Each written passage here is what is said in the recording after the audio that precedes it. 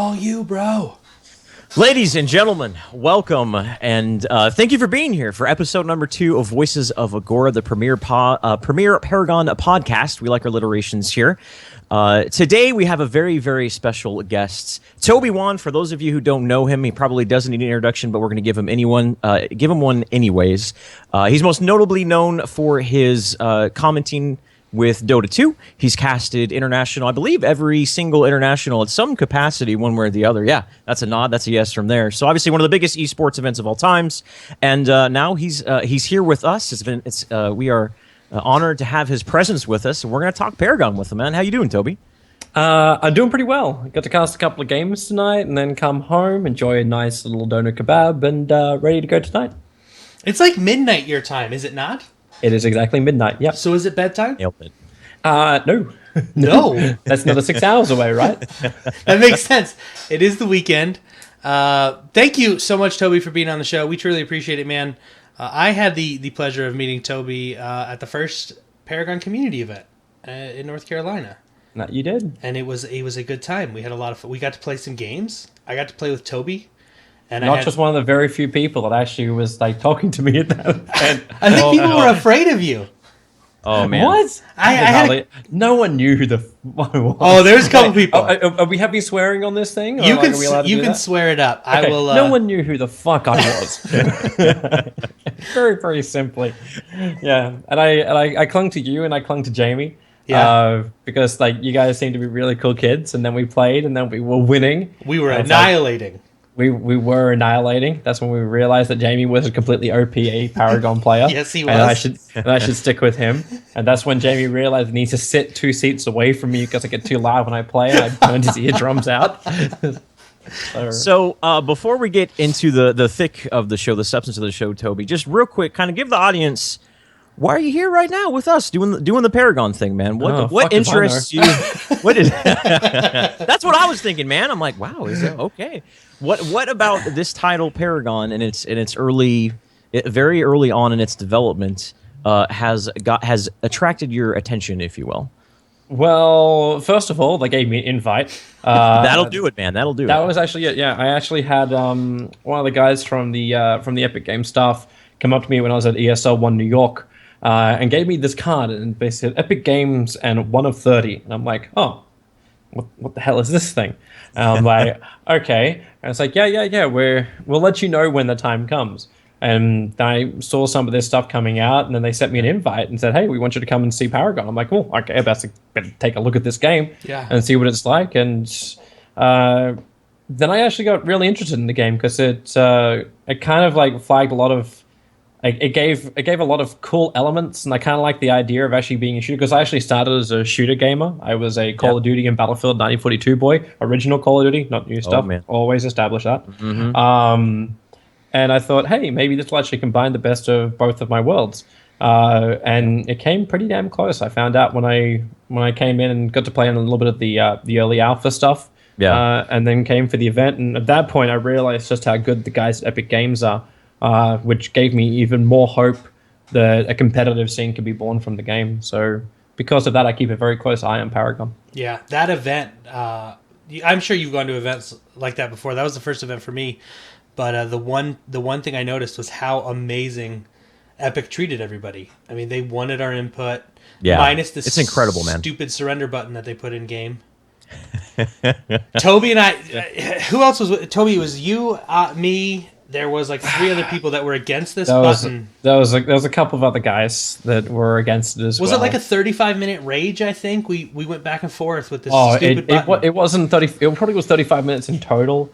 Like it started off as 5 minutes, and then there was a heated debate, and then they were like, "Let's move on," and then we kept coming back to it. And then it became almost a meme of the whole place of just like, okay, your opinion doesn't matter because all you want to do is concede, which means you've got no bloody backbone. You got no ability to follow something all the way through. So why should I care about your opinion? That's what I'm talking about. That's why we should never have concede, because it's a judgment of character. Yes, it absolutely is, man. It's about losing with integrity, or just fighting and potentially. Coming back, man. Can I just make a quick side note? I saw you say this, Tobi. You had to not reassure, but confirm with everyone the call that you're talking about was the original one. I'm pretty sure all of us are either in our 30s or late 20s. Are we all old-time gamers from the 80s?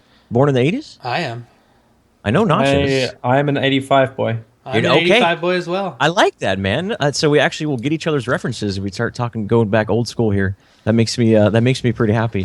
So, guys, we're gonna transition here from there because this is a smooth transition. We're good at that here at Voices of Agora.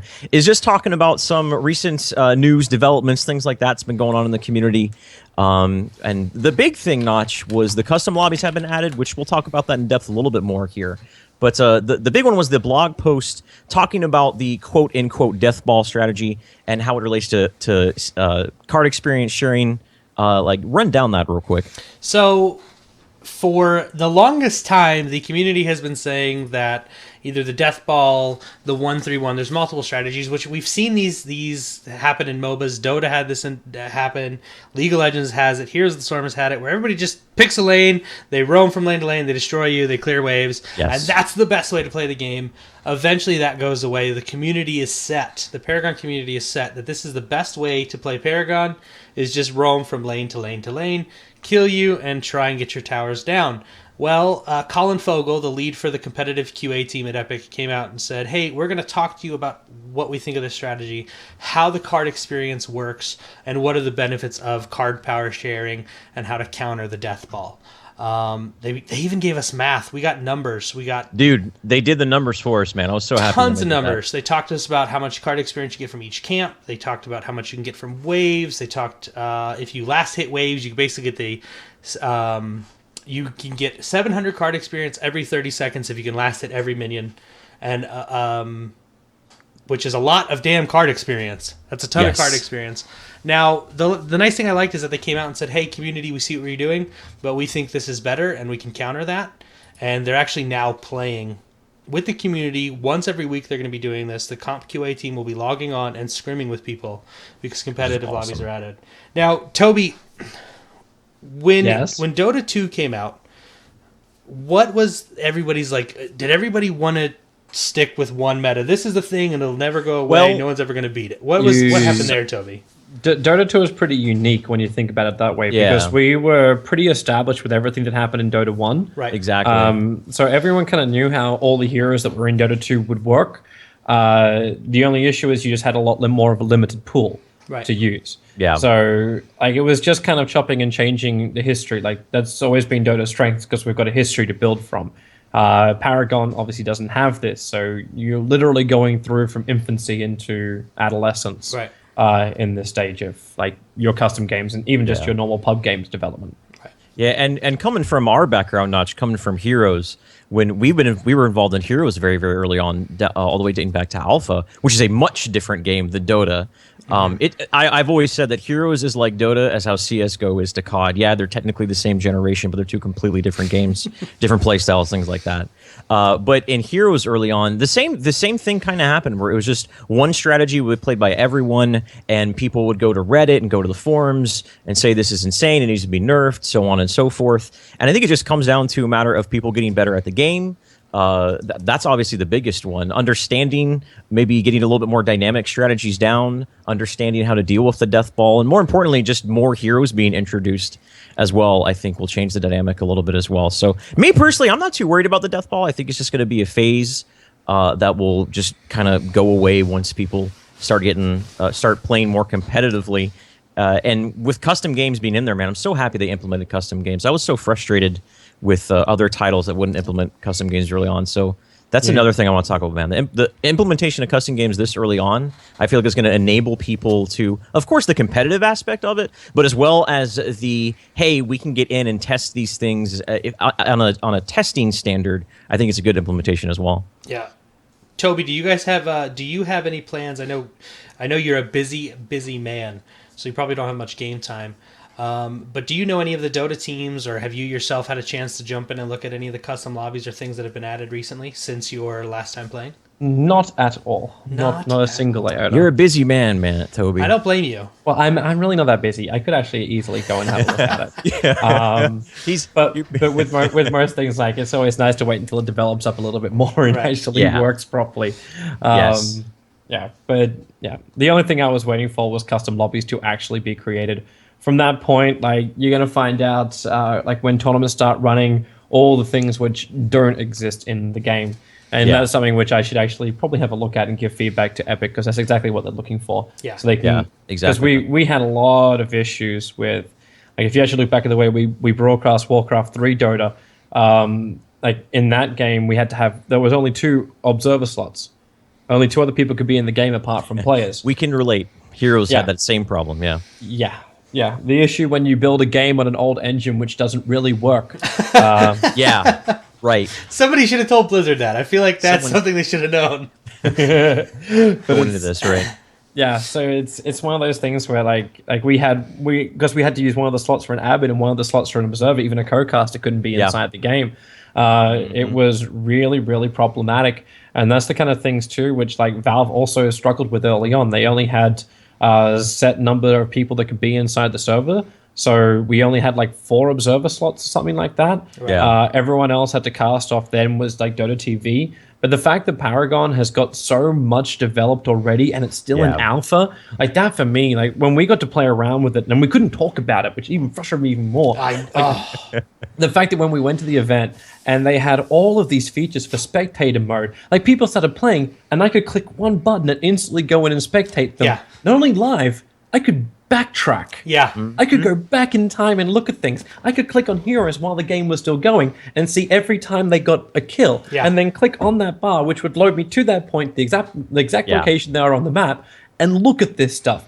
This kind of stuff I haven't seen in any alpha. Yeah. League of Legends is still begging for this shit. Right. Man. And the fact that Epic already made it, just for me, like that was another one of those things that just got put on top, saying Epic is actually thinking about these things before the community even like knows that they need them. And from a broadcast perspective, having all of this stuff there makes life so simple. Yeah, man. And and it works. That's the thing that was surprising. Like you said, at the event, the event was the beginning of February. We're now coming up on April here, or middle of April. We're going on 2 months since that event, and it's just gotten better. And it's as simple as clicking a button, like Toby said. You go to Paragon TV. They just renamed it with the last patch.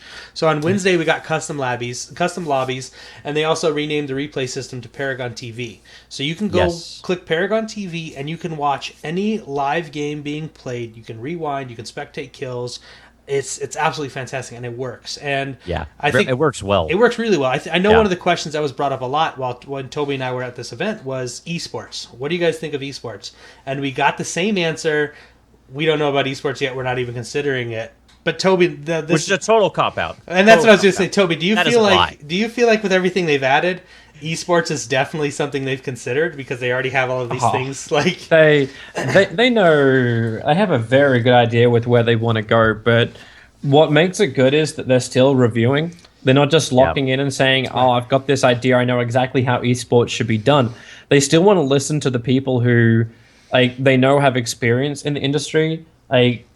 I know a couple of the guys who already worked at Epic before they even started Paragon have a lot of experience in the competitive industry. So it's something where they definitely know what they'd like to do. Right. But when you build an esports scene from scratch, you know that you need to have a lot of things in place before you start announcing and doing things. Yeah, And that was the big thing they kept hitting home at that weekend was like, we want to make sure the game is a success first. And I'm like, yes. That is a very, very important thing to do, because there's no guarantee that Paragon will kick off. And then what are you going to do? You're going to try and build up an entire scene. It doesn't kick off, and then all of a sudden you're committed into this model that you created, which isn't really sustainable. And then everyone's going to start hating you for it, because whenever you build something up, you never want to take it away. This is just a simple thing. Like if you had a tournament for $20,000 and your next one's for $5,000, everyone's going to say, this is a failure, this is terrible. Yeah, And that's something which I think they're really smart at. They're dodging having that kind of problem while listening to everyone's input and then trying to find out the best approach. So depending on how successful they make the game early on, like they make these spectator features already inside the game, they can get so many numbers from this, understanding how many people actually play the game to a percentage of how many people then watch the game. Right. Like you don't even need to have your Twitch numbers at this point, or whatever platform you're on numbers. Right. This kind of stuff will come in time, and when they actually integrate that into the client too. And then we have to then keep in mind that this is not just being streamed to a PC audience, but it's going to get onto like PlayStation Network and maybe even Xbox Network. Like you've got these all these different places that you can get into and make it a big spectator sport. And that's another thing which actually makes me really excited for Paragon is the fact that they're not limiting themselves to just a tower. They're not limiting themselves to a PC. Right. They're going beyond that. And that gives you such a huge reach. And that's what a lot of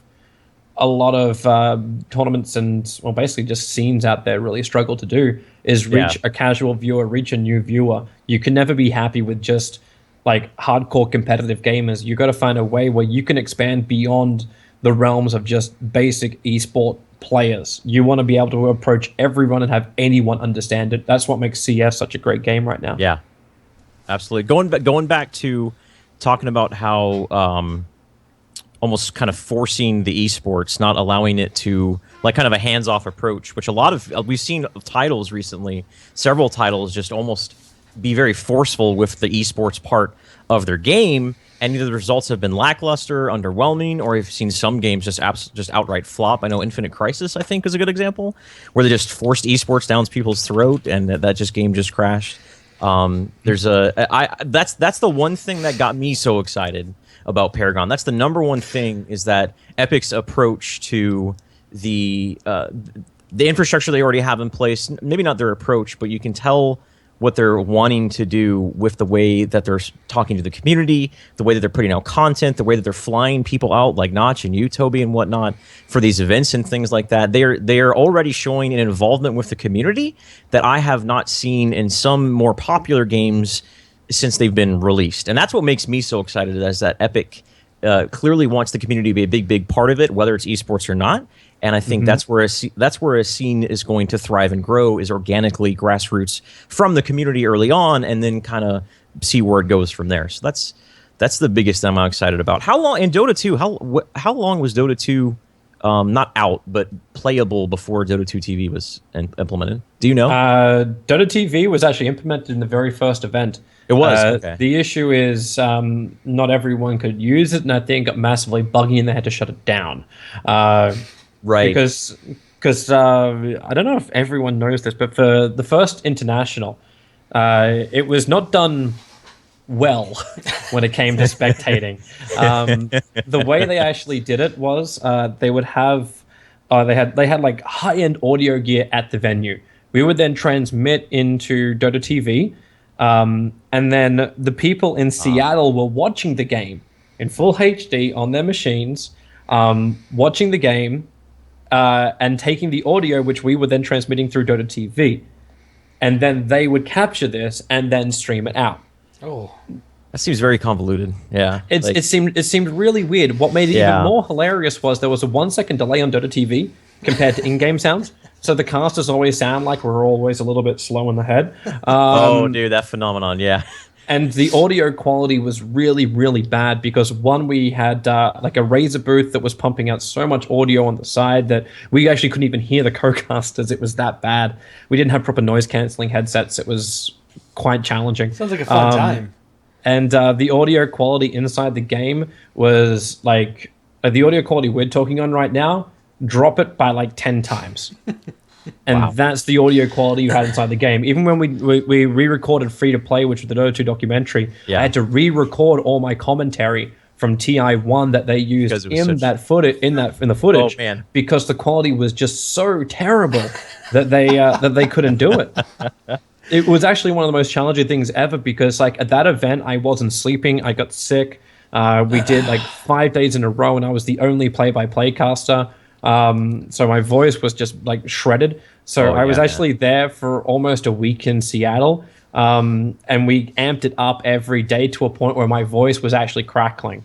They actually got me to just scream my lungs out during one of the days, just so on the last day it would sound the same. That sounds like a lot of work for not a lot of payoff at the time, especially having to go back and record for the documentary you did. So let me ask you this. We're gonna rotate now, because we've kind of been doing it, but over into our interview segment. What are you looking for in Paragon to make this a quote unquote esport? What do you think needs to happen? I know we're in early access, so let's ignore we're in early access. What are some of the things you want to see, or what are some of the things you think would help make this a quote unquote esport and push that into the next level, and not just be like, hey, look, they do prize pools, but compete with the big guys like League of Legends and Dota? To compete with League of Legends or Dota? That's a hard question. I know. I apologize. It really is. There's so many ways you could approach the answer to that question, because you could just talk about like how you'd even structure your scene. Like, do you want to have a scene which is completely directed by the developer? Like, they decide like everything that happens. Where you go like a League of Legends model, where they actually create an entire tournament circuit, have all the conditions, all the rules, and you basically just like every other person that wants to do something or create something just gets pushed down. Right. Yeah. That's what happened in Heroes. That's exactly what's happening in Heroes. Yeah, and that's not a surprise, because that's the way Blizzard likes to do it, where Blizzard likes to have control over everything. Like even the StarCraft 2 tournaments, to actually run one, you had to have approval from Blizzard to do so. Yeah. And then you can go to the CS model. And right now, I think the CS model is actually the best model out there. The CS model is a model which will have the community have a way where they can build something up where they can be recognized as number one. This creates really healthy competition, and it creates a big opening where groups actually get rewarded for a high quality product because they could become a major. That's kind of what you work towards. Yeah, right. And when the major does happen, it's not this is where Dota 2 kind of like falls off for the major side of things. You actually still have the tournament itself then labeled as a major. So you've still got the ability to make that tournament even better when it becomes a major, because you already have your pre-established sponsors, and your prize pool then gets bumped up to now what is $1 million in CSGO. Right. So you have that approach, which encourages a competitive nature, and also rewards organizations for being inside the scene. Where then you have Dota 2, where everything is kind of like, well, we just give it to a production team, we give it to like these guys, and they'll just take care of this major, like PGL. Ideally. Ideally. Like we had Key TV, and we had and we had Perfect World taking care of the last major. Like these guys, like they've done stuff in China, but there's no established group, and you don't know if it's going to be good. Like it's this, well, we'll put our toe in the water. The last thing these guys did was MDL, and that was okay. Like it was pretty good, but it had a lot of problems with it. The first one went to ESL, which is the most stable group you probably could have gone with. And even then, like they had their A team off doing something else because they couldn't sell sponsorship, because it had to be like a white label and only just a small ESL title in there. So what do you really gain from being involved in this? None of the other studios will actually develop around it. And no big competitions. Like they always fight because the difference in prize pool is so big. You have $1 million in CS now. Like it's moved up to $1 million. I actually think CS, with the way they increased it now, is good, because other groups, other organizations can actually compete with $1 million, or they can come pretty damn close to it. So they don't get completely taken out of obscurity. Like, not obscurity, that's not the word. They don't get overshadowed by having a big major tournament, which is what the international does, because no one can compete with $17 million. No one ever will be able to compete with $17 million. Unless somehow you make so much money inside the game, which won't happen in Dota 2 because, hey, all that got taken and put into majors. So, yeah. Right now, to get back to your original question, what would I like Epic to do? I would like Epic to create a scene which really promotes organizers to be involved in the scene. A way where talent can actually find a way that, like, they can be involved with the organizers, or their studios can be properly hired out to do things so they can actually make full-time careers out of this. Because the more people you have doing things full-time, the more focused they're going to be, the more inspired they're going to be to actually do something better and keep and justify their full-time jobs. So this is the atmosphere you want to create in the scene. How you go about that, that's definitely the complicated answer. How Paragon does it without showing bias is the other complicated answer. You need someone originally to step up, prove themselves, and that will then justify Paragon saying, we're going to back you to make something bigger out of what you're already doing, and not just something like a 2,000, 5,000 thing like S2 tried to do with Heroes of New Earth. Because when they did that, they were like, oh, you're running a small tournament? Let's make it slightly bigger. So we can get a little bit more information about that. That doesn't do shit in esports these days. the only way that you actually make a big wake, a big PR campaign, and bring attraction to your scene and to your game is to make something which gets people talking. Right. So a couple of $10,000 competitions won't really be doing anything. Either really unique coverage or a really unique event is the way to do it. Yeah. And that's what Paragon has to try and strive for. Epic Games have to strive for. And they kind of already have, obviously Paragon itself as a MOBA is so much different than what we're used to from more traditional MOBAs that I feel like if they just continue that trend of not trying so hard to be different, but just keep trying to change it up, be dynamic with what they want to do. And I mean, it's for me personally, I think what I would really like to see from going on here, after you pretty much just explained it in great detail, Toby. I'm sorry. No, man. No, that's perfect. You're going to pull me off my soapbox if I go too far. No, I wanted you to keep talking. Man. Please, take it away, man. Is that first and foremost, they don't... You talked about it, I talked about it already ad nauseum, force themselves into the scene and create an esports scene when there really isn't the infrastructure or the community, so on and so forth, to be there. But more so, just like you said, just promote organic community-based movements through whatever means that may be. Maybe not directly, but just like indirectly. I mean, yeah, sure, directly too. And I think that to me is the big thing that I want to see out of them. And that's what they're showing, man. Notch, I mean, what's something you'd like to see coming down the pipe? So Toby kind of talked about the theoreticals of in the maybe like the next year or so. What's something you guys want to see in maybe a little bit closer, 3-6 months beta, things like that, like infrastructure that hasn't been implemented yet, things like that. What sort of things would you like to see put into the game?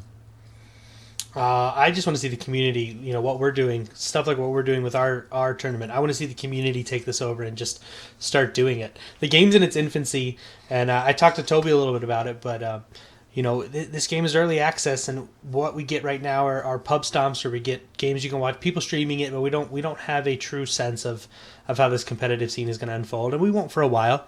But I know, the Gooch and I decided, hey, we're going to run a tournament, and we're going to see who signs up. And so far, we've had 32 teams sign up for our little tournament that's being run. Which is really cool, yeah. Next weekend. And I would like to see more of that. I want to see people come in and just try and help mold this and turn this into what I hope is going to be an absolutely amazing esports scene. It's so much fun to watch. I'm not a caster, and I jumped into a couple replays the other day and was like, I'm going to totally try and cast this. And I'm god awful at it, so I'm going to apologize ahead of time. That's a skill. That's a talent, Toby. Like, it's a talent that I will never have. It's like people can draw, other people cannot. I cannot cast, is what I found out the other day. So I'm going to be, next weekend at our little event, I'm going to be color commentary. I'll make a few little jokes here and there, be the clown. I'll dance a little bit, and I'll let Gooch take over because it's a lot of hard work. Maybe I should give you a couple of lessons, Nod. Oh, dude, don't even tease, because I'm going to bug the shit out of you until next weekend, Toby. Hey, Toby, I know you're casting, but... There's a guy in the Dota scene, a guy called Mort, who's actually, like... Yeah. He's doing casting lessons now. Oh, yeah, I saw that. I'm going to have to sign up. I'm going to have to sign up. I was actually wondering if I should start doing that kind of stuff as well. Make some extra money. Do it! Esports obviously pays beautifully. So going back to you talking about replays and things. I think the most immediate thing I would like to see implemented sooner rather than later is a solid spectator UI. I think the current one, for those of you who haven't seen it, it's pretty clunky. Like, in order to see items and things, you have to bring up the tab screen and go over to it, which blocks these entire It doesn't let you see upgrades as well, does it? Like, yeah. You only can see the basic cards they put in. On the main screen, you can only see the basic cards they put in, but then you have to pull up if you hit tab, you pull up the actual score screen. You can then mouse over each one of their cards and see the upgrade. But it's so, like, it's going to take away from actually spectating the game. If caster's like, hey. I really hope we don't reach the point where Heroes of New Earth actually went. I don't know if you guys ever saw the HUDs they made for those things, but it basically had, like, your bar across the top, which showed, like, hero profiles and things like that, and then they put all the extended hero profiles down the side, what skills they had. Every time they bought an item, there was a little pop-up that would appear next to their name. Oh, yeah. And you basically took what is a screen which was probably about this big, You put information there, information there, information there, and information Right. there. You basically look through a periscope to actually see the action itself. And that's something where like really clear and non-invasive spectator HUDs are really good. And to do something which I actually haven't really seen many groups do, and that's actually create a separate HUD for the spectators. So you actually have like a HUD which is capable of also accommodating cameras at LAN events or like, Right. sponsorship logos kind of stuff. Like this doesn't include, like this is most definitely not in Dota. We have one basic HUD and we just move the information around a little bit, but the HUD remains exactly the same. Yeah. And this is something where, like, if you look at CS, for example, there's not that much information to display on the screen for everything, but then you have your pop-ups, which can come full screen, and you can make the most out of these at different times. Like, even theirs can be massively improved, too. So this is something where, like, you're probably going to discover it more and more as, like, you cast for the first time, and then you do another cast, and then you'd be like, well, I really wish I had this, or I wish I had this there instead of there, and things like that. And then you give that feedback to Epic, and they seem to be really open, obviously, to changes like this. And they may just like boom, boom, boom, boom, change it up quickly. Yeah. Like what I actually like to see is like those Epic things. It's like I joked about it, saying, "Hey, why don't you invite me? You bring Notch, and you bring all the other guys, but why no me?" Like I'd actually like to run a mini tournament at the Epic offices and actually have like try and do like proper production for it. Even if it's on a complete joke level, I'd love to try and do something like that. Just so we can also see what we're missing or what we can try out or new features, which like would be really cool, and give a benchmark. I just realized I'm actually giving a whole concept right now to Just Epic. keep going. I think dude, we've got KL in here. I think KL's listening. So KL, if you're here and you're listening, if you wanted a reason to actually bring me back to America and to go through those very interesting flights from Berlin to your place, then that would actually probably be one of the coolest things we could do. Actually try and set a tone for the community to try and follow and show how you can utilize the features inside the game to create a great coverage. Yeah. But Gooch and I have to come. That's stipulation, KL. You got to bring all three of us. I don't know. Tobi, I don't shush. know. Just say okay. Just say okay. Why would I bring a non-caster? You're going to train me. I'm going to be trained by the best. What are you talking about? Notch is just gonna be like security or something. I'll do security. I run security. You know what's crazy, man? Is Epic headquarters is based in Cary, which is literally parallels the Raleigh, North Carolina, the capital of North Carolina. I literally just moved from Raleigh like 2 weeks ago. I lived there for a year. And it took I lived there for a year, and I didn't. I knew I was like, oh, Epic's in North. I knew Epic was in North Carolina, but I didn't realize they were literally 10 minutes from my house. I believe like, the game oh isn't developed there though. Yeah, I was gonna say I don't know where the certain departments are. I know it's Q8. The game is developed in New York. I know it's Q8. The comp Q8 team is out of Cary. Yes, I know that. They are most. I don't know what other. Yeah, but and that's their head office. But I actually believe the developers of the game are actually in New York.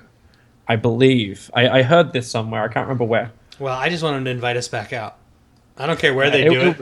It Just was send us back pretty out. cool being like I would love to come back for that. Yeah, that was such an amazing experience, and like you said, I got it for some strange reason. They said, "Hey, you want to come back on the 14th and do our developer like the first stream?" And I was like, "Yeah."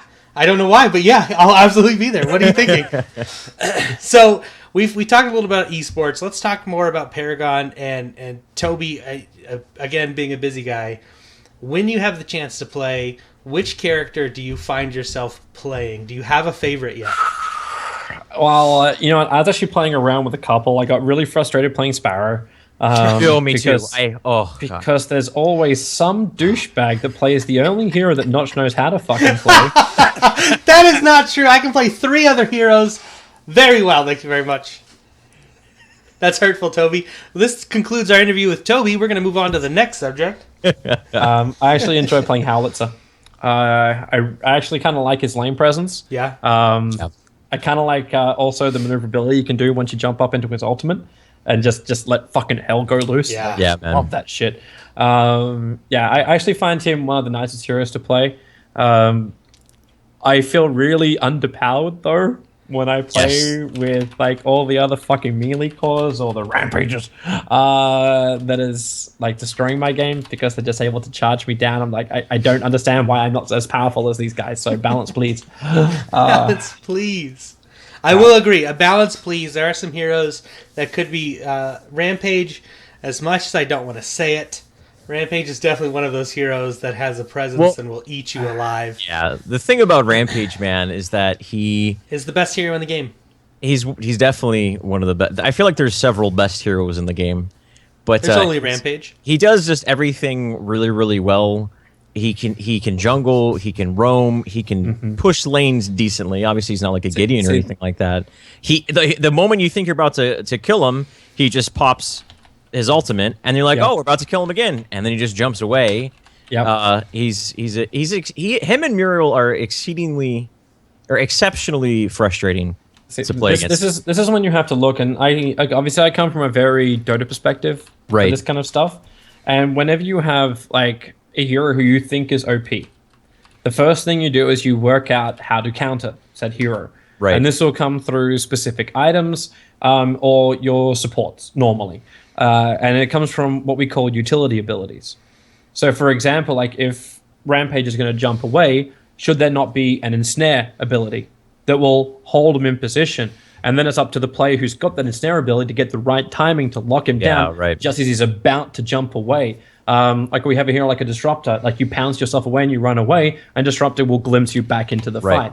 Yeah. These are the kind of things which, as Paragon goes through its whole development of meta, you'll probably find like Epic having to add in heroes like this or items that will do such stuff as this. That will either allow you to chase the guy or pull him back. This is kind of what you got to look at.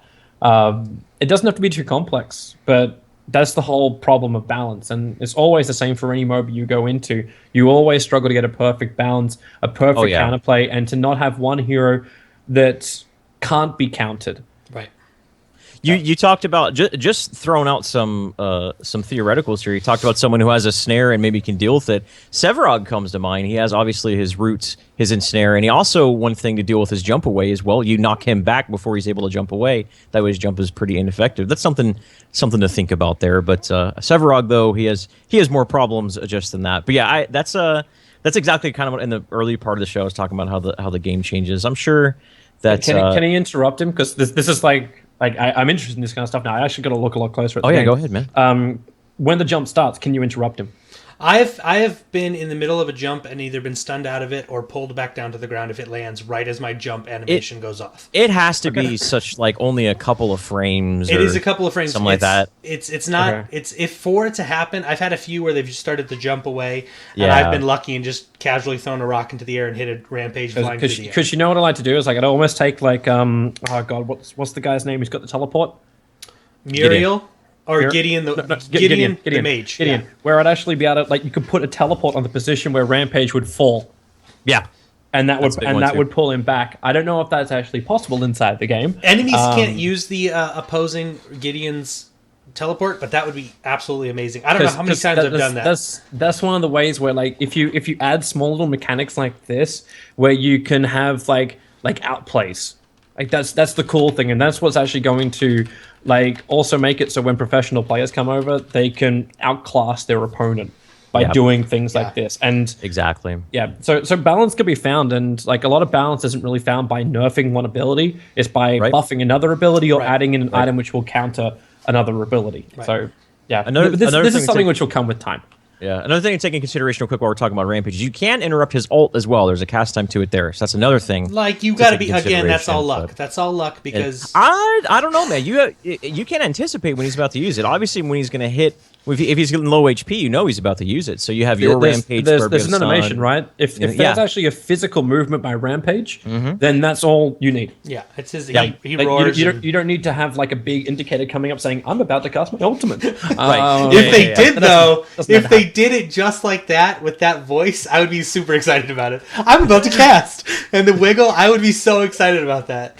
That would be the best animation for that. Just the warning. I want your face where very Mortal Kombat just pops in. Whoopsie! Like, we get the whole... That would make the game 10 times better if we got that right there. Toby, now what do you think of the map? Or let me rephrase this.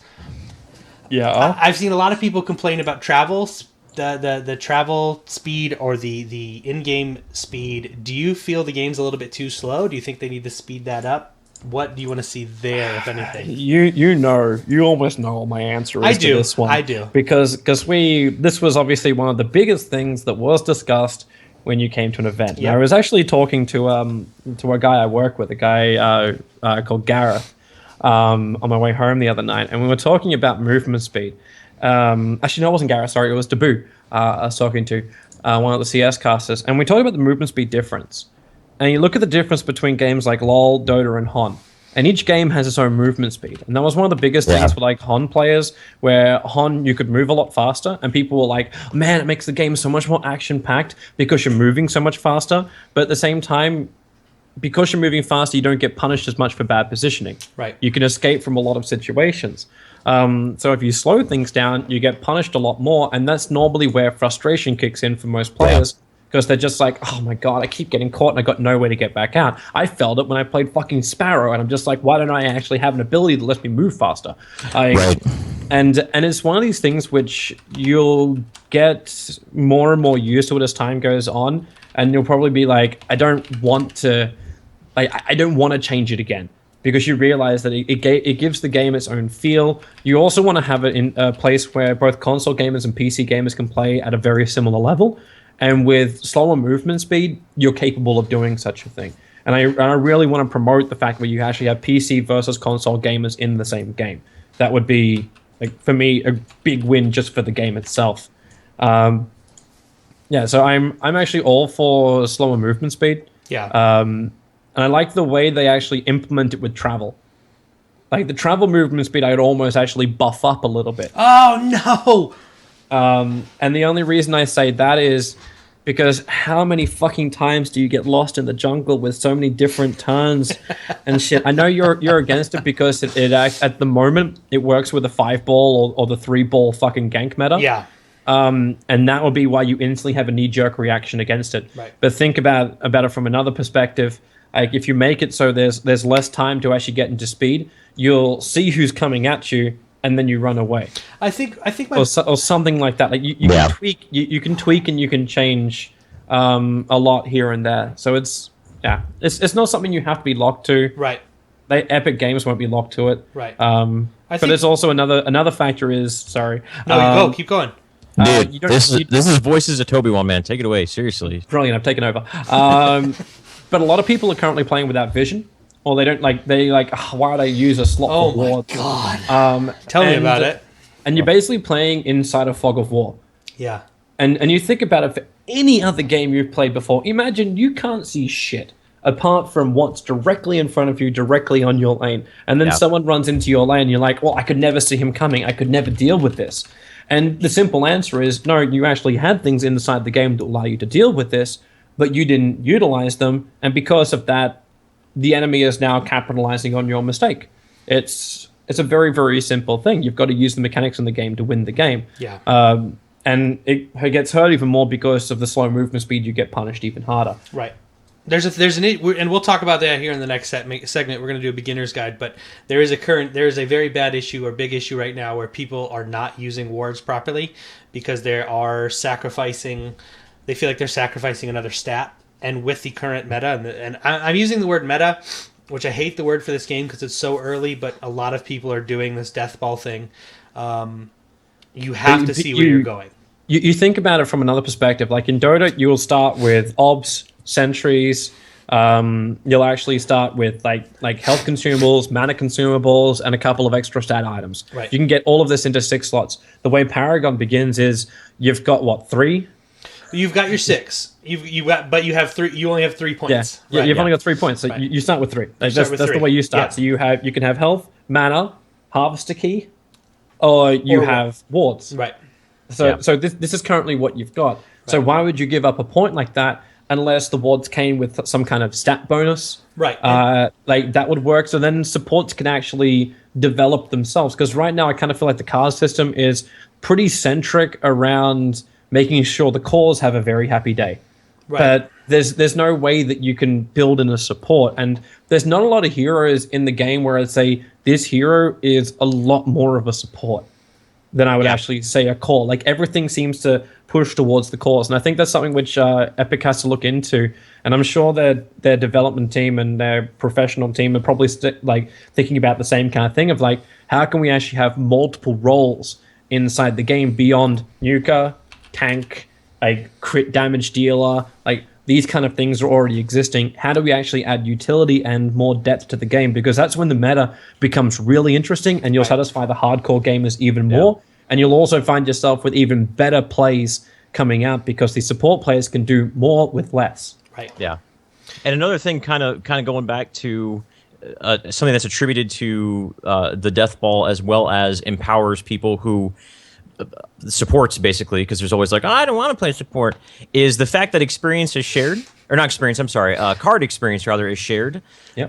There's the 2 points. That's one of the reasons why the Death Ball right now is so prominent, is because when you get one kill, everyone gets the same amount of card experience, unlike in Dota, obviously, where the person who gets the last hit gets a different dynamic there. But as well as, and even in the most recent blog post, I believe it was the most recent one, they said that they wanted to do that intentionally, so that way supports feel a little bit more impactful than in other titles. And that's something I think will attract a lot of people. And that's something that I really like personally, is as playing support, which really there's only 2 supports right now in the game, in Decker and Muriel. The fact that I really like that card experience is shared, because it does empower your support players a little bit more. Maybe a little bit later into the game, but I really, really like that part, that aspect of the game. So with the card system that we currently see in game, Tobi, are there any significant changes you would like to see? Do you like the card system? Would you rather see an item shop, like a universal item shop like we see with other MOBAs? Or do you think Epic's on the right track with this card system?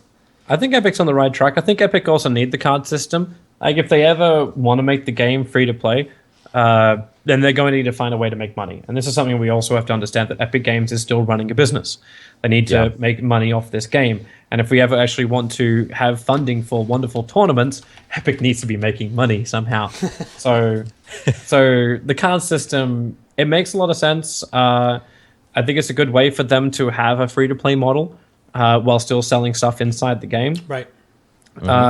And really, I don't think the card system really is that bad. It gives you a dynamic in the way you build your decks.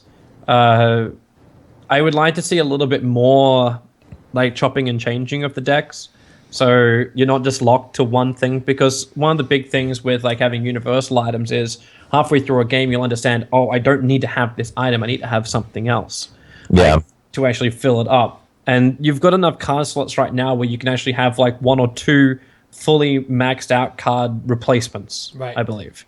So in a way, they've already given you that. I don't know, like, this is a question the professional players get to answer. Like, I don't know if it's enough where you could actually have like 2 different variations of the build. Because that's probably the only thing I would go on for the card system. Everything else looks fine. Like, it's one item which you then upgrade and you get a big boost from it. Do you go for a quick upgrade item? You can still get rid of your other 2, so it's okay. Like, you got room to grow. I don't feel like it restricts you at all. The only difference would just be is if you actually started having like activatable items which have specific abilities which counter certain heroes or other certain items.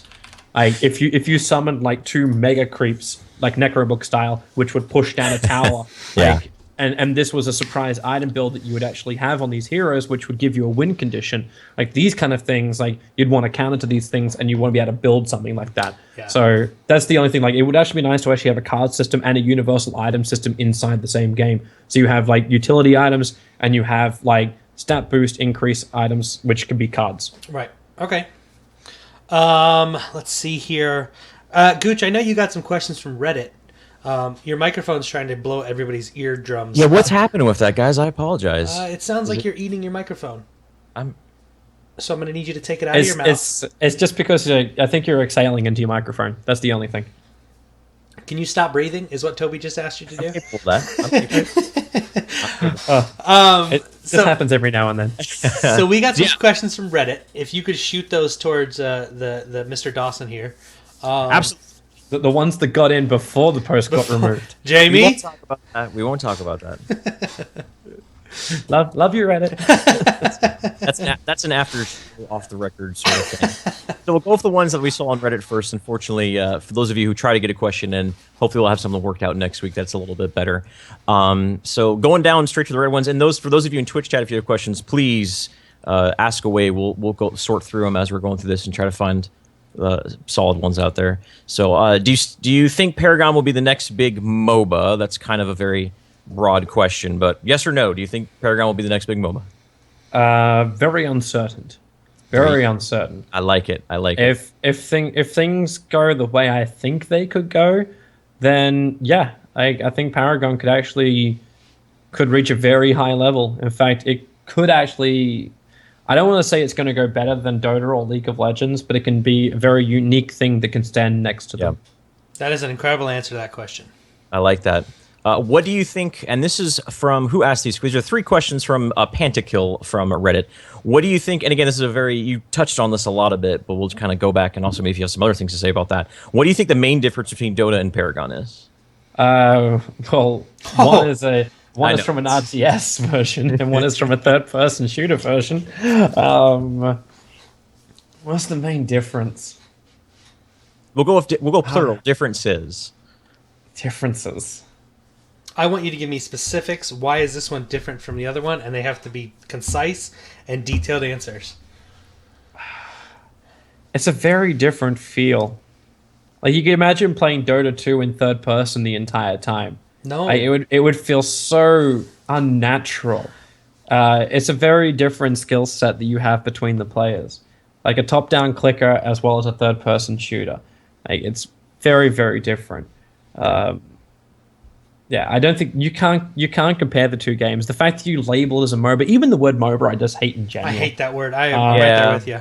I've always used it just because people recognize it. Yeah, yeah, and that's the only reason people do like use it, because Riot created it to try and describe their genre in a way which wasn't just saying it's a Dota clone, which is exactly what Heroes of New Earth actually did. Yeah, right. And then they came up with like realizing that Riot was doing that and said it's an action RTS, obviously. And Heroes isn't a MOBA; it's a brawler. Yeah. But really, is that actually what they called it? They call it a hero brawler. It's not a MOBA. It's a hero brawler. A hero brawler. That face really sums up a It lot of people's thoughts. Really? Did he freeze? Toby, you there? Did we just get a face palm? Is that what we got? Dude. We got an actual face palm? There it is. That's the gift that's going to play every time. Every time pre-shits. And one more, and this You've upset him. You've upset him. Way to go, Gooch. He's never coming back. So what do they call Smite? A god romp? I have no idea. A god romp? A god romp? Because this is an easily describable term to new people who are coming into the game. What's the game? Well, it's a brawler. It's a brawler. It's a god romp. I'm sorry. So this is a little more a different question, different subject here. So again, it's the last one from Pantakill coming from Reddit. So you have several Gosu awards as the community's best commentator. What is your advice to someone that wants to be a commentator? Well, Notch, maybe you can answer this one. I've got no answers for this one. Practice. Contact Toby. I'll give out a Skype information when this is over. He said he's gonna teach everybody for free, is what he told me before the show started. Oh my. Because you in the past did for Join Dota, and I actually watched this for myself for my casting of Heroes. There's like this little hour-long thing where you study other people's casters and things like that. You shouldn't watch that too closely. We did that. Were you like hammered at the time or something? Oh, no, we did a 24-hour stream on MLG. And that was about 18 hours into it or something like that. Oh, so like I listened back to some of that and like when you have like that moment like from How I Met Your Mother that they just had, it's like that was some really bad advice. Like a couple of moments there I'm just like, that's some really bad advice. Some of it was good, some of it was terrible. But the simple thing, if you ever want to be a caster, is first of all, make sure you enjoy it because you enjoy it and not because, one, you want fame, and two, you want success. Right. Because if you do it for fame and success, more than likely you're going to sacrifice who you are to get there. And in esports, that doesn't happen. You can thank people like Sean, Day 9, for that kind of stuff. Before that, we may have actually just been like generic Major League Baseball casters. Every time I watch a Major League Baseball game, I have no idea who's actually casting it, but they all sound the same. Right. And in Dota and in anything in esports, that is very frowned upon. Like, you have to be unique. You have to have a personality. You have to be able to reach people. Come on, our platform is Twitch. It's a place where it is basically growing because you can actually reach the person who is broadcasting. You can feel a personal connection to them. And that's something you got to do. And be very ready to put yourself out there and to also get all the hatred and all the stuff that comes along with it. This is just something that you have to do. You can try and keep yourself private. You can try and put on a show. But I can tell you, if you want to do this thing for years and years and years, you can't put on a show. You have to be true to yourself whenever you do anything. And don't overhype, please. I fucking hate that shit. When you have someone, it's because it's basically someone lying directly to your face. Right. So if you have someone that's just going off his fucking rocker about something that's going on, and you realize when you sit there, that's a really basic move, and you did exactly the same tone for that basic move as you did for the really big team fight. It's basically saying that you don't understand what's more important, or you feel the need to lie to me to make me feel more involved in this game. Yeah. So don't lie to your viewer. That was amazing. I didn't think of it like that. So well said. I have had a very similar thought myself. I haven't talked very publicly about it, but yeah, that's one of my pet peeves as equally as successful commentator as Tobi is. Just kidding. Oh my god, what just happened? Tobi, did you hear that? What are your thoughts on that, Tobi? It's a joke. Trust me, it was a joke. And to build off what Tobi said originally is, he said, obviously you need to bring something unique with your personality and your character and whatnot, but don't go overboard with that and be someone you aren't. Learn from other casts. This is just coming from me, as I'm obviously actually more of like an amateur caster than anything else. I've had only very little success so far. Is that get inspired from whatever commentators, from whatever title that you see. Learn their techniques, learn their just the way they do things phonetically, maybe what makes you attracted to them, and kind of because Tobi's so damn good looking. But don't try to copy someone, because then you're going to be untrue to yourself. And that's the biggest thing: is be yourself. But at the same time, you need to be someone who brings a little character, which that will come through being yourself. But don't be fake. Don't be. I think that's what Tobi was getting at, not the whole fake hype thing. Because if you do fake hype, then that means you're probably casting as a whole. You probably are not being true to yourself and personality in your character. That would be my big thing. It's just roll off the punches and be yourself as a commentator and build your own style. I think we need more fake hype. I think that is what more commentators need to come out and do. I'm going to feed you one of the richest chocolate cakes in the world, then punch you in the stomach so it all comes back up again. I'm just saying. I will then record this footage and then show you how to do fake hype over an action like this, and then show you real hype as well. And funny enough, they'll be identical because I'll be just as hyped about the action. Tobi, that's not very nice. Is that okay, no? That's not very nice. Okay? I was kidding about fake hype. Fake hype is bad. Don't do it, kids. Yeah, Jesus next thing Christ. you'll be saying, give me a concede button. I would never say give me a surrender button. I have to say something, though, Tobi. I'm going to say this. And I feel bad about myself. I've used it like 3 times. Like, I've actually initiated the surrender. I have only done it because I was forced into it. And there's sometimes where it's like, okay, we have 3 people behind, which Epic needs to add this. We need penalty for leavers, but we've been like 3 people behind, they've left, and like, I can't do anything. I'm not going to waste another 25 minutes, and you have to surrender. I was actually playing in a game with Puka and Jamie. Yeah. And they were just like, we're about 15 minutes in, I think, and they were like, we've got to concede. This game is completely over. And I'm like, fuck off. We are not conceding. We've got this game. All we gotta do is come up with a fucking plan. I don't care if we 4-man gang people on lanes. We come up with a fucking plan. We won that game, and the entire time as we were slowly pushing our way to forward, like, this is why you don't fucking concede. This moment right here is why you do not concede. This moment. And I'm just like, yeah. That's right. That was fake hype, ladies and gentlemen. He actually wasn't excited about that at all. That's right, man. A perfect application. Going back to the questions here. I think this is a question that all of us can join in on. I'm surprised not you didn't give a little more.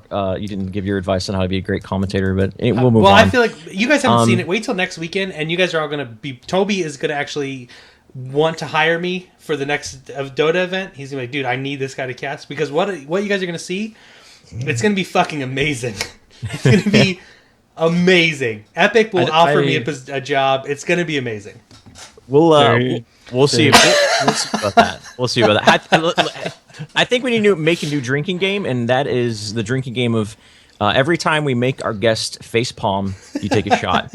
Going over here back to Reddit. We'll hire Notch for a Maple Story comp for a cast. There you go. Maple Story cast. How's that? As long as you hire me for anything, I'm good. Just hire me. Just hire me, Tobi. I'll cast your day-to-day life if you want me to, Tobi. I've got all the fake hype in the world. You know, that's a good way to actually learn casting. There was a video channel, and it was just called Casting Real Life. These guys actually went around to car parks commentating people who were parking their cars. And they videoed the entire thing and then interviewed them after they actually finished their park to get their thoughts. On their park job? On how they were parking? They interviewed them? Yeah. That is fantastic. Like how far away they are from the line. They'll pull out a measuring tape, work out exactly how far away from the line was. Their angle as they came in, they'll be like, why do you want to come in from this side? Were you not worried about like the shopping trolley that was a little bit further to the side? You're parking in between two big SUVs. Is this really where you want to park your car? There was another option down there. Why did you choose this option? This is the kind of stuff that you can do. And if we go back to the whole lessons for casters, try and find 5 million ways that you can talk about one action.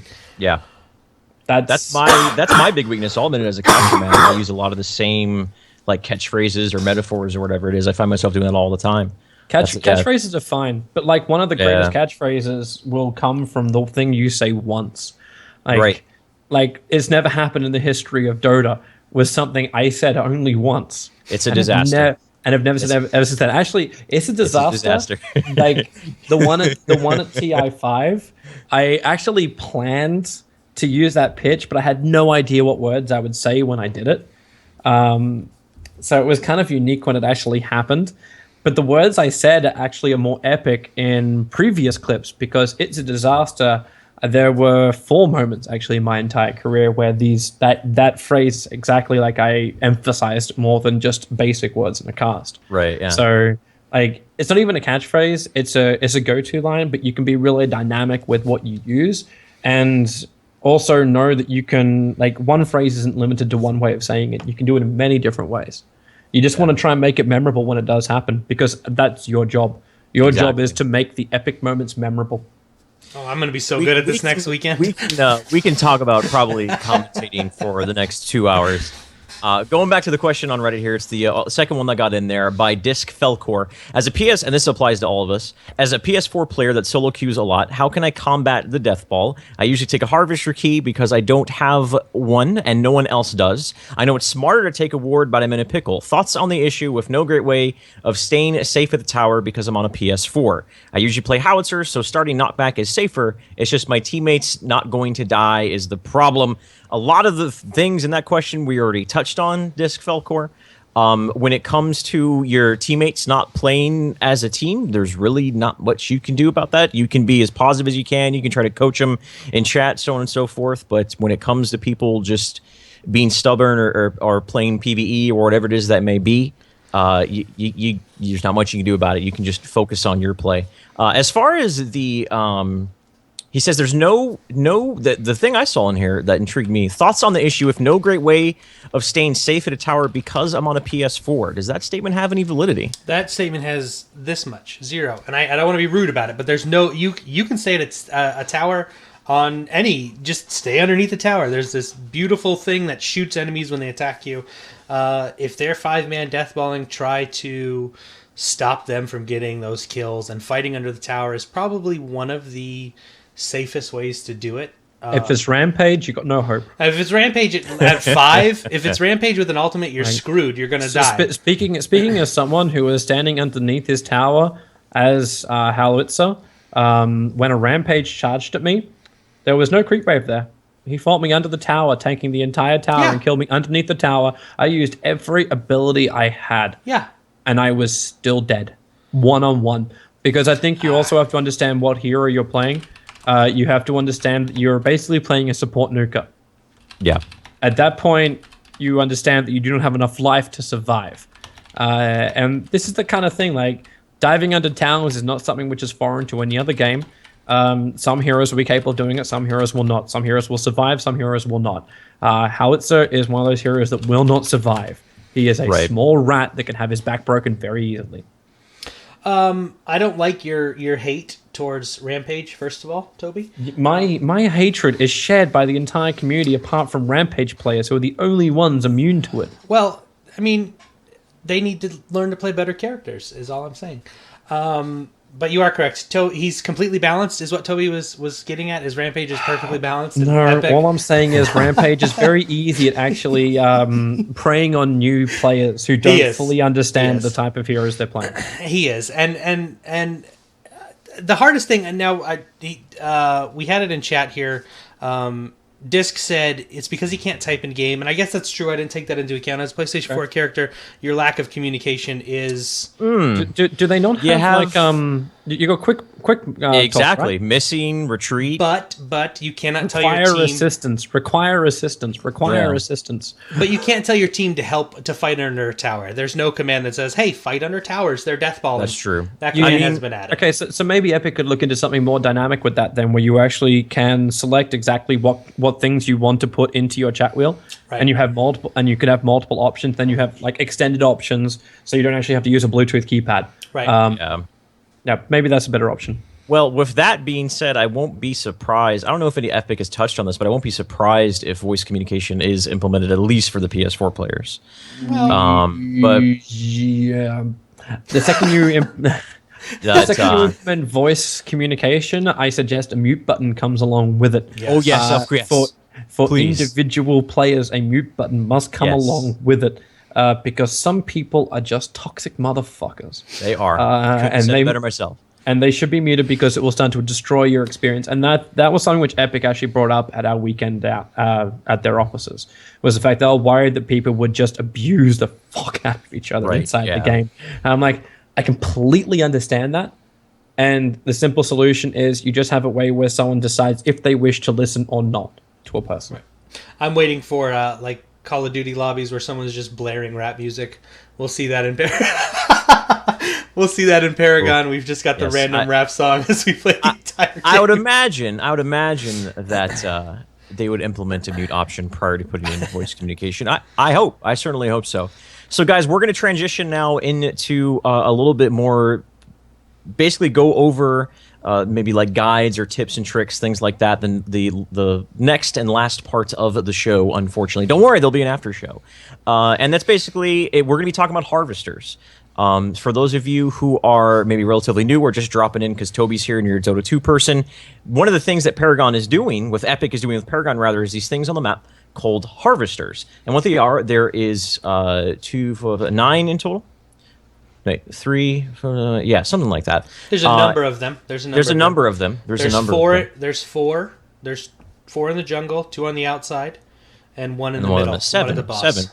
We got it. We nailed it. 9. Gooch has added harvesters to the game. That's right. You did it, boys. I was actually trying to count it too. I was drawing the map on my screen. Dude, that's exactly what I was doing, man. I don't remember the other 2. Where were the other 2? Crap. Were they hidden inside the pools? I found them. There's a secret harvester in every single game. So there's harvesters. What they do is they do exactly what they sound like. You can set them, and there's certain cards that you can get, which we talked about briefly, harvester keys.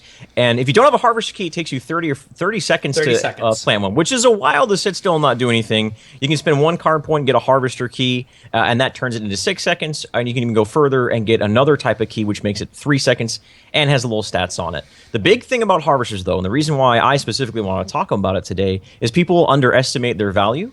and how important they are, as well as how I think they're going to bring a new sort of teams are going to be able to develop maybe not strategies, but tactics around controlling harvesters. It's going to be paramount to make sure that you are able to control harvesters as some means to an end in the game. So you have the four jungle harvesters, 2 for each side.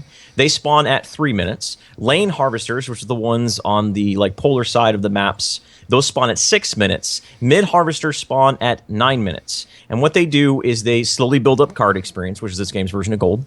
And when any one of your teammates go to them, then the entire team gets that share of the card experience no matter where you are at the map. So the reason why these are so important, we'll go over a little bit more numbers here. As we see here on the show, we're good with numbers. It takes 5 minutes for a harvester to fill.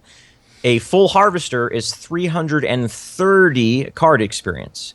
We said there's 7 harvesters. Generally, one team is going to have at least 2. The 2 ones in the side lanes are going to be the ones that I would imagine are going to be contested a little bit more. But just do some quick math. Let's just say you have 3 harvesters.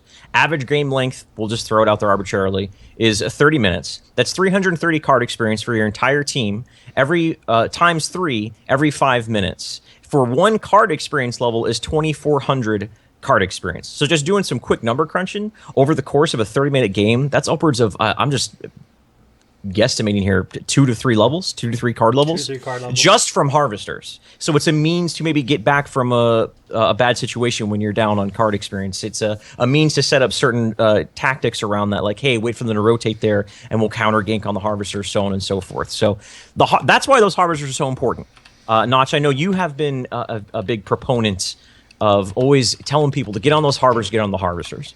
Yeah, the importance of the harvesters early game and even late game, like you said, it can swing a fight. I know when we were playing with Tobi at the event, nobody was using harvesters. Even throughout OT, there was very little harvester use. And Tobi, I don't know if you've experienced that. You were using them? Tobi was placing them. I felt so useless in the lane sometimes. I'm just like, you know what? I'm just going to go into the jungle. I'm going to get as many creeps as I possibly can and pick up the harvesters every single time. Well, and that's not how it works, though. Just because Tobi does it, what are you doing, Gooch? Just because Tobi does it. Have you only just realized that you've actually had light on your face this entire I've had it the time? whole time, dude. It just blew his mind. It's there the whole time, dude. He's like a cat. I have been through this exact same thing. You've got those fucking blinds, which have 2 perfect lines that allow the string to go through it, and that puts white dots on the wall. So for those people that are not watching or listening to this one, you can't get rid of it, man. You can't get rid of it. Back to harvesters, noobs. Back to harvesters. So, for those of you listening on iTunes and Stitcher, you're missing out on the visual experience. But thank you for listening, anyways. So the importance of the harvesters is, like Gooch said, early late game you can gain a card experience lead, and you can also come back from a deficit by picking up those harvesters. There are cards in the game, Executioner's Key. There are cards in the game that will allow the jungler to place 2 harvesters. They are 2-point cards. If you are a corruption player and you have the Executioner's Key, and you're a Kalari or a Sevarog or whoever it may be, Rampage. please, Rampage is growth and fury. Nice try. If you can use it, pick up the Executioner's Key. You can have your 2 back harvesters placed by 3 minutes and 30 seconds, and they will be full at about 8 minutes into the game, and you're giving your team a card level advantage. They are incredibly, incredibly important, and it's with this game, card experience is like gold. If you stink at last hitting, know where the harvesters are at. Make sure you pick those up before you leave. Picking up and make sure when you back, if you're near a harvester, even if it's not full, just collect the gold out of it or the amber out of it. You may help your team get a level and then go back and buy a new item. Tobi, what are your thoughts on the harvesters? Do you like the harvester mechanics? Do you think they could be changed a little bit different? Let me say this. Do you think it's a gimmick, or do you think it's something that actually will bring a new dynamic to the game? I can imagine people making exact timing maps throughout the jungle for people to actually have the best progression. Jungle progression is a thing which is very, very big in Dota, especially for junglers, obviously. But it's one of those things where I think, you have any kind of use for a support which doesn't require them to die in a lane or just sit in the lane and cause more problems for their core. Actually having places where you can disappear and be invisible to the enemy, even that is a great presence on the map. Right. So like I actually like the fact they're expanding and doing something new in a jungle, which it doesn't really happen anywhere else. Yeah. I think it actually brings us almost to something which is very similar to like Quake style timings, to know exactly when you've got to be back at this point, back at that point, like when does buff kind of spawn. That's true. Kind of thing. Yeah. And actually have this kind of timing on the camp. What I almost hope doesn't happen is that we have Epic make it a little bit too simple, where the timers appear all across the map, so you understand when something's going to respawn. Like if you have a ward or something visible there, then you'll actually see the camp come up, and if not, then you won't know it's there on the minimap. Right. Things like this. So it actually adds an extra skill level for junglers, and will reward the people who take the time to learn the jungle more. But please, for God's sakes, make the jungle actually more easy to walk through. Especially Obscene, because I've been faux casting games, because obviously. Shameless plug, we're doing that tournament next weekend. And by we, I mean Notch and I, Toby, maybe one day. I'm not good enough for Paragon yet. You're so full of shit. I've already invited you, Toby. Get out of here. Get out of here. I believe Toby has other... I'm pretty sure Toby has other contractual... Oh, no, Toby told me... He said he was going to do it. He said he was going to do it. Hang on. When is it? It's next Saturday, Toby. It's at 3 o'clock. As in like Saturday week? Saturday the 16th at 3 o'clock, Toby. Mm-hmm. If you want to cast it, I'll just sit and listen and be in awe of all of that. I'm sorry, I'm busy watching Starladder. Fine. All right, whatever. Even when he's taking break, he's still working by keeping up. It's work ethic, ladies and gentlemen. Or we're just that boring. One of the two. We're still trying to figure out. The shrug. Not like, no, you guys are good. We get the shrug. Like, maybe fucks. The jungle right now, when it comes to Obscene, is so not... You can't do it. Super bad. It's really... You can't do it. We actually, like when we asked the guys at Epic about it, we basically said like you have to have a way where you can remove foliage from the jungle because it would allow the spectators to look down. Mm-hmm. Yeah. That's pretty much the critical part. But you have to find a way to also put it back. So you'd have to have like a tab key which could remove foliage so you can see into the jungle. Right. Obviously, free camera positions. These are things which created in like Source TV, for example, does this kind of stuff. Where if you hit one keybind, it'll take you to an exact camera position. Yep. And this is the kind of stuff too, which has already been created inside the replay creator. So it's existing in the game. It just needs to be harnessed. And this is one of those things which I was going to surprise put at that wonderful competitional LAN event at the Epic offices. We could do things like that. And all this, it's just camera locks. So now you just have pre-described positions. When you talk about the camera locks, you're talking about positions you can set up or positions that... Okay, so you can set up all of these positions. You can set up. So when you have your keyboard, you don't just go, well, the only things I have is WASD to move my camera around with my mouse, and everything else is just like small tab button to this. You actually can use all of the buttons on your keyboard. That's would be the best way to actually do it. All the buttons, yeah. Yeah. So even if it's like every single F key will take you to a different point. So I have F9 to F12 will be 4 positions which look at one side's jungle, and F1 to F4 will be 4 positions that look at another jungle. Like things like this can be very, very easily set up. It just takes time to develop, and also someone to actually say, "Please develop it." That's all. Please develop it. Oh, please. And someone then saying, "Yes, I will develop it." Small part of it. I've given like a 5-page list to Valve, and I swear there's been like 4 things that have been done on that 5-page list. And that shows you. And now I'm gonna say something, but I think what we saw at the event, Toby, was Epic's willingness to listen to what we are saying and turn that into a reality. So I know, like Valve, I've had the same thing with Blizzard, where it's like, oh, you guys should do this, and this, and it just kind of goes. It's just somebody says, like, yeah, and then you never see anything with it. But Epic, they've listened to us through OT10 up until now. I was like, you guys should do this. And then 2 weeks later, that's been done and implemented to the game. I know that'll get harder as time progresses, but Epic is really taking that time to listen and help with that. I'm kind of hoping they look back through this VOD and take everything we said, because I don't know how much of it I'm going to remember. I'm going to record it, and I'm going to send it to KL and Raxzilla and all of those guys as soon as we're done. Wonderful. So in the long run of things, harvesters are important. Yes. Jungle foliage is difficult to navigate through. Yeah. I think that pretty much summarizes that so far. That's pretty much just we're gonna be closing it up after that. Well, some other things with harvesters before we move on. Some other things with harvesters is because we kind of got off on a tangent with foliage. You can we haven't had any tangents on this episode. Not one. Tobi has kept us in line. He's amazing. It's been good, man. He's the best co-host guest ever. You can actually deny the enemy team their harvesters. You don't have to kill them. You can go up and attack them and actually steal the amber out of it, or you can destroy them and plant your own. After you destroy an enemy harvester, it takes 30 seconds before you're able to plant a harvester, so get out.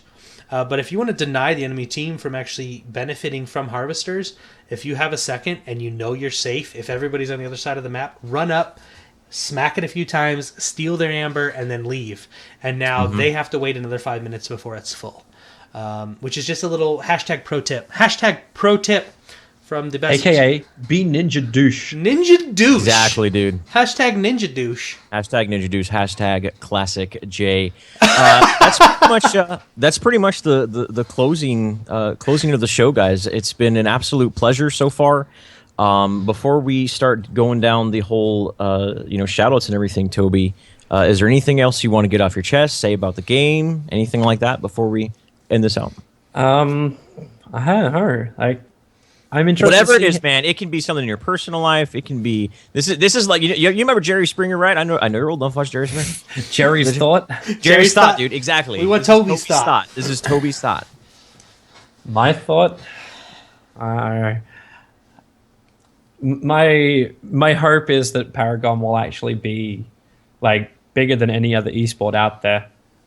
And we actually find a way where we can properly reach more people who actually don't even know about esports, like non-CS, LOL, Dota people, actually find new people to bring to a game. That's all I really hope for. It's a good thought. That's a good thought. My thought, we'll go with Notch's thought. I'm going to go back to, I started talking about this last night, and this is a little bit not off esports or anything. This is going to go to the community. I saw some posts on Reddit. And a lot of people have been posting on Reddit, and I know it's a MOBA or it's a game. Hashtag yes. Positivity. Yes. People are being told to kill themselves. People are told to delete their accounts, and it's the most negative shit. The game has been out for 3 weeks, folks, in early access. Hashtag positivity. All I'm asking for this community to do, and it starts... Report system is needed 100%, but it starts with us. It starts with the guys that are trying to get their faces out there. Yep. It starts with the streamers. It starts with... Shut up, Tobi! Shut up, Tobi! We have to be positive. We have to show the community how to act.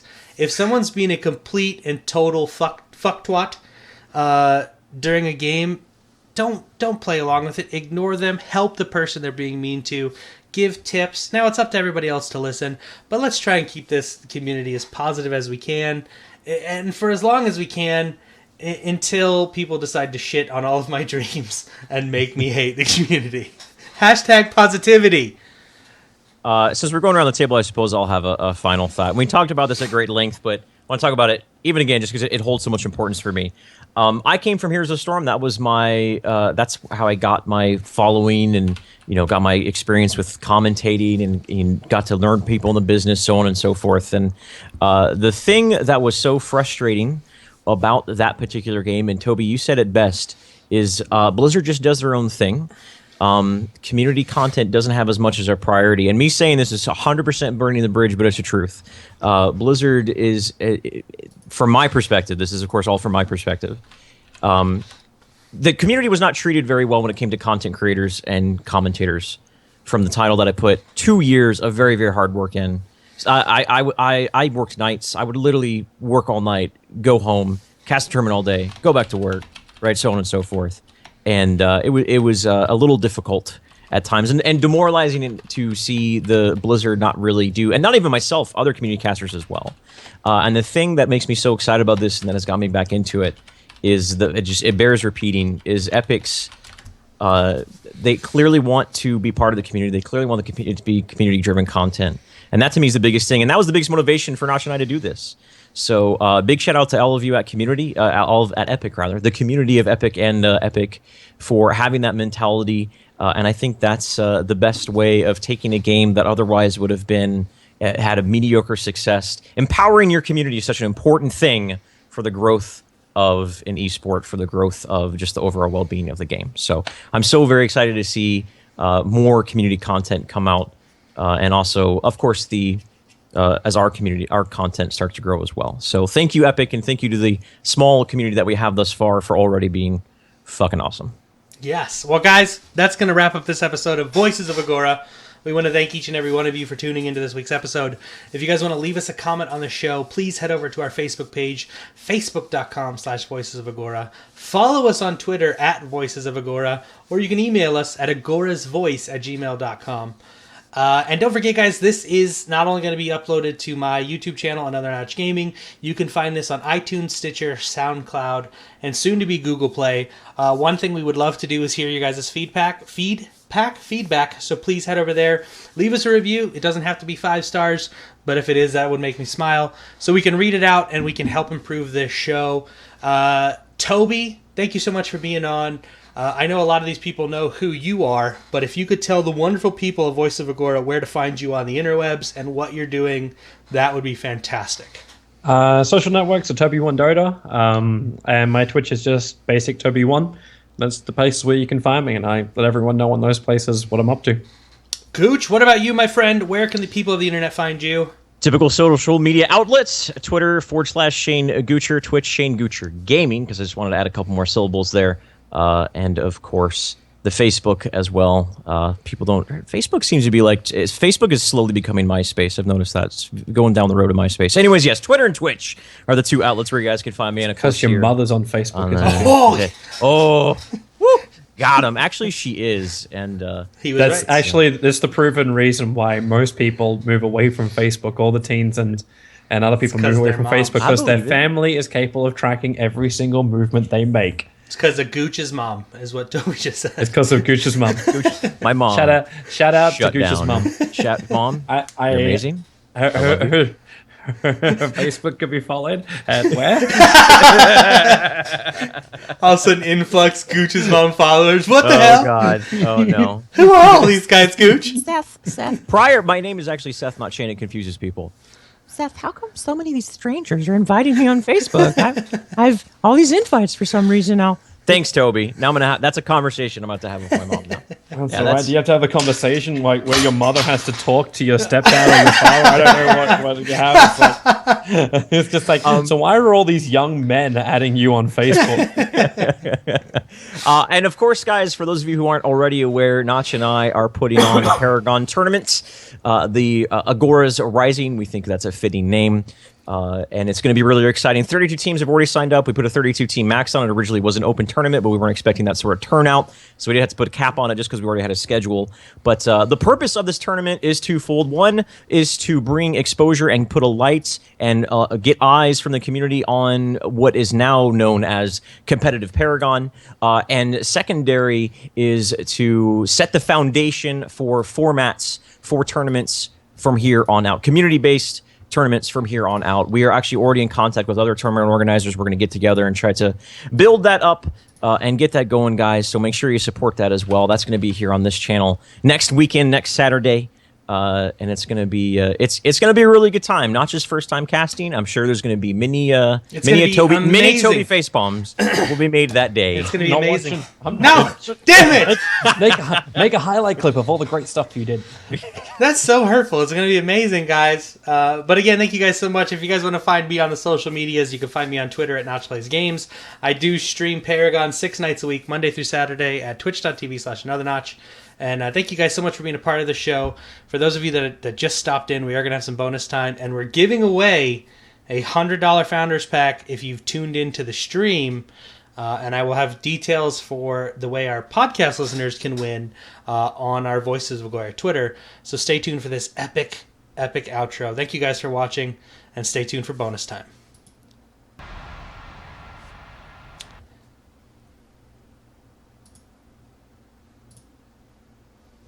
Fucked it up again. Here it goes. Fired.